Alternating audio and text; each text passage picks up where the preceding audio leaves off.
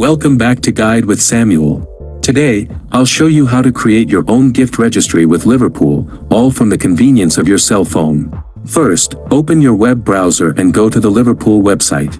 Look for the Lista de Bodas or Gift Registry section, usually in the main menu. Next, you'll need to create an account or log in if you already have one.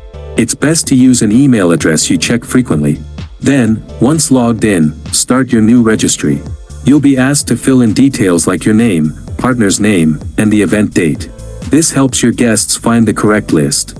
After that, the fun part. Browse the Liverpool website, and when you find an item you want to add, click on the Add to Registry or Agregar mi lista button. You can add items from any category. Finally, share your unique registry link with your friends and family through WhatsApp, email, or social media. They can then purchase items directly from your list online.